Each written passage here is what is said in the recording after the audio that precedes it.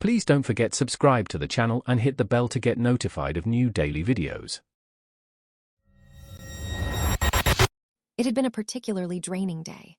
As an independent architect, I'd spent hours wrangling with city planners, and all I wanted was to grab some plumbing fixtures for my bathroom remodel at ProBuild Depot and head home. I was wearing a comfortable gray polo shirt, dark khaki cargo pants, and still clutching a rolled-up blueprint for a client project. I guess the polo and khakis could look like a uniform if you squinted, but I figured the blueprint was a dead giveaway. As I neared the entrance, I spotted an older gentleman, perhaps in his late 80s, struggling valiantly to hoist a large, awkward bundle of PVC pipes into the back of his compact sedan. His hands were shaking, and he was clearly outmatched by the cumbersome load. Without thinking, I walked over. "Need a hand with that, sir?" I asked. He brightened, a relieved smile spreading across his face. "Oh, bless you, son. I'm Oswald, and these pipes are giving me a run for my money."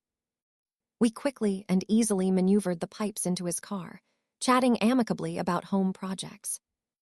That's when she appeared, a woman in her mid-50s, sharp-edged blonde bob and a perpetually disapproving frown, was attempting to load several heavy 50-pound bags of concrete mix into the trunk of her own sedan. She was struggling, grunting with each futile heave. Her eyes landed on me, still standing by Oswald's car, and she snapped. "Hey, you, over here. Are you going to dilly-dally all day helping that old fossil with his junk?" I turned fully surprised. "Excuse me?" I asked, still a bit dazed from my long day. She pointed a manicured finger at her overflowing cart. "I need these bags loaded. Now, you've been taking forever with his measly pipes. Some of us actually have places to be." I took a breath. "Ma'am, I don't work here," I explained patiently, gesturing vaguely at my lack of a name tag or store logo. "I was just helping this gentleman Oswald out." Her eyes narrowed into slits.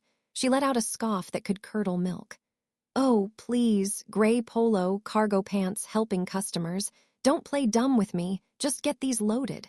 My back is already screaming and I'm late for my garden club meeting." She actually patted her lower back dramatically.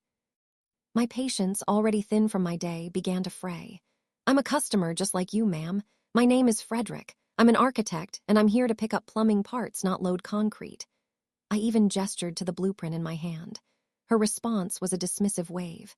"An architect who dresses like a stock boy and does grunt work. What a joke. Just pick up these bags before I report you for insubordination." She then gave her cart an impatient shove, trying to position it better, but the uneven weight of the concrete bags caused it to wobble precariously. With a groan of metal and cardboard, the entire cart tipped over, spilling several bags of concrete mix onto the asphalt.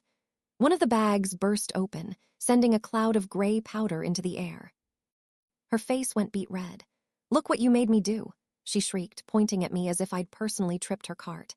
"You clumsy idiot, you owe me a new bag and you're still going to load these. I'm getting your manager." She stomped towards me, reaching for my arm as if to drag me over. I recoiled, stepping back sharply. "Don't you dare touch me," I snapped, my voice rising. "I told you I do not work here, and I wouldn't help you if I did after that stunt." Her mouth gaped open and closed like a fish, sputtering wordlessly, clearly shocked that I dared to raise my voice. Just then, a real employee, Tony, and the store manager, Glenn, came jogging over, alerted by the commotion. "Finally," the woman, Kendra, screeched, finding her voice again as she saw Glenn. "Manager, this Frederick fellow damaged my concrete mix and is refusing to help. He's been nothing but rude and insubordinate." I just stared, utterly dumbfounded by her audacity. Before I could voice my incredulous denial, Oswald, the elderly man I'd helped, stepped forward. "Now hold on, ma'am," he said, his voice surprisingly firm for his age. "That's not what happened at all. This young man was helping me. He's a customer, not an employee. You were quite rude to him, ordering him around when he was just doing a good deed." Glenn, the manager, looked between us, then at my polo and the blueprint. The pieces clicked. "Is that right, sir?" he asked me, and when I nodded, he turned to Kendra. "Ma'am, I apologize on behalf of the store for this misunderstanding, but Frederick is indeed a customer. He doesn't work for ProBuild Depot." Kendra grumbled, still trying to argue, but Glenn was firm. He apologized profusely to me, and then instructed Tony to help Kendra with her concrete bags. As I turned to finally head into the store, Oswald caught my arm again. "Thank you again, son," he said, his eyes twinkling. "Some people, eh?" He shook my hand, his frail fingers pressing something small and hard into my palm. "Wait till she's gone," he whispered conspiratorially. I pocketed it, a faint grin tugging at my lips as Kendra, still glaring daggers, sped off in her car after Tony and Glenn finished loading her order. Inside the store, as I reached for my phone, I pulled out what Oswald had given me. It was a small, sealed packet containing bright red concrete dye the exact color I'd seen in Kendra's cart earlier, meant to turn gray concrete into a vibrant, uniform hue. Without it, her garden club project was going to be an unappealing, blotchy gray.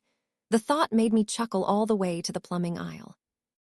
I still can't believe the nerve of some people, but Oswald's silent, petty revenge made the whole frustrating encounter absolutely legendary. My hero. If you enjoyed this video, please hit the thumbs up button to like it. And please do subscribe to support the channel.